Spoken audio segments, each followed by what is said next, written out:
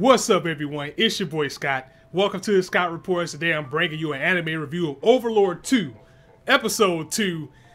And it was a pretty interesting change of events, as I did my research and found out that a majority, if probably not all of this season with these lizard men, is the entirety of Volume 4 in the light novel. Now, me myself, I've only read up to Volume 3, and I think translated here in America, we only have up to 6 translated, and I think 7 is coming out this month. I really want to get the rest, but I feel, and from what I'm getting, is that the flow of this episode is pretty much going to be a majority of the flow that we're going to get with this season, as this episode dealt with the lizard men entirely. Like, I don't even remember if we even seen Ainz this episode. I don't think we've seen him at all. If we did, it was only once, as we take time to focus on the lizard man and Zaryu, if I'm pronouncing his name right, who is the leader of these lizard men, or not necessarily a leader, but he is the central focus of the lizard man and these characters, as this was a very Game of Thrones-ish type of episode. It mostly dealt with politics, and it's understandable if someone watching this would think that this was a slow episode, because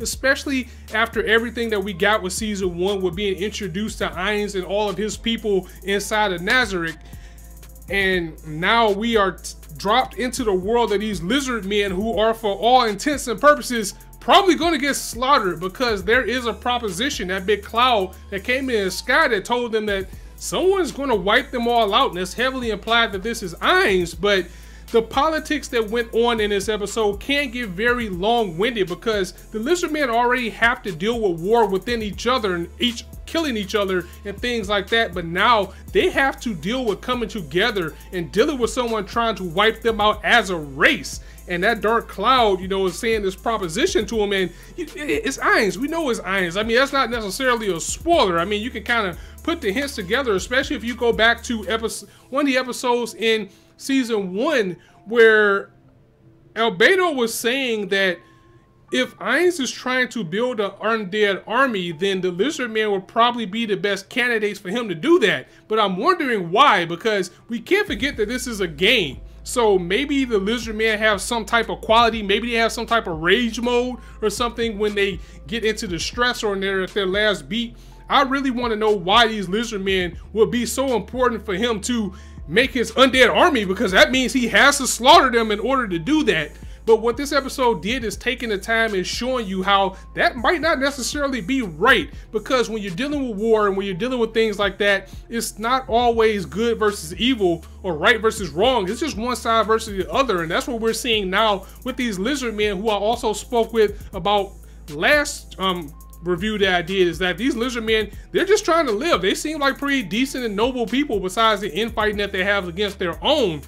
And now they're just going to be wiped out by Ainz because he just wants to take over. So that's a pretty bad position for them to be in altogether. So it brings us to the topic of Zaryu and getting to know him a little bit more, as we found out that he is a traveler. He left the tribe to go travel the world and see other things. But when you leave the tribe and you come back, you're not going to have the same standing that you used to. But it seems like they're going to paint him to be a savior, because the first thing that he tried to do is he's going to go out feet to the ground and try to get people to rally to the cause, saying, look, something's about to come and kill us. We need to stand together now. And something that was funny is when he went into that tent and he saw that albino lizard, that enchanter salamander, and the first thing he decided to do was a maiden call. Well, I believe it was a maiden call, because he just did like this scream, and I think it was a maiden call or something of the sort.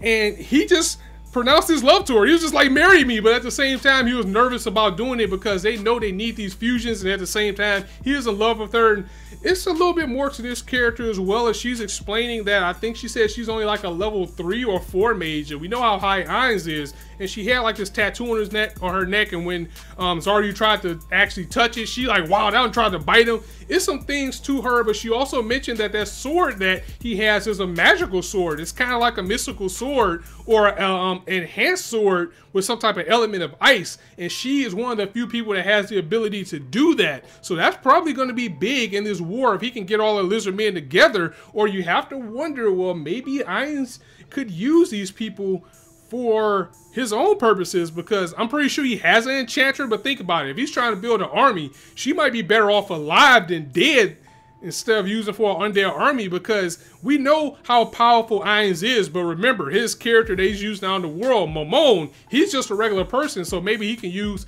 this lizard to enhance his weapons, or maybe he's just gonna slaughter them all and these guys are just gonna go out and complete Plight. That's what we're waiting on, and we know that's what Cocky, we know that's what his mission is to find these lizard men. And I wonder if he's gonna be strong enough to slaughter them on his own. He probably is, because everybody in Irons' party is pretty strong.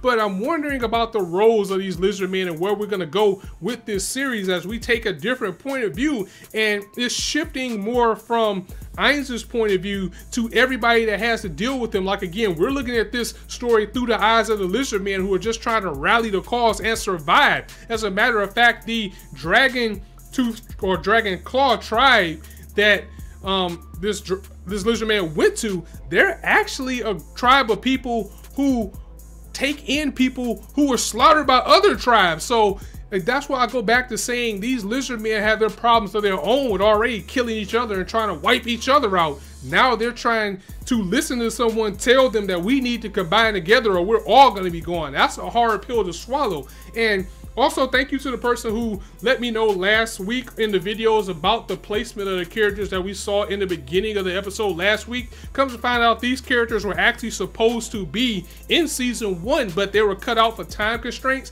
And that dragon and the lady that we were talking about, remember I was saying it feels like I should know who they are, but I don't. That's because they were part of the extra scenes that was added to the Overlord compilation films. So now I feel like I gotta watch that to know what's going on, because I doubt they're gonna go reintroduce us. But with those scenes that they showed, it seemed like it was a flashback, and I should remember. Now at least I know where those come from. So we got a lot of world building in this episode, and again, I can understand what I was seeing about people kind of feeling indifferent about this episode and maybe the direction of the season altogether, because we watch it for Irons and we didn't get Irons. We're about to get these lizard men. I don't know how long it's gonna be, but we all know that they're gonna go to the chopping block. So yeah, there's that, because he's so powerful that if he wants something, it's going to get done.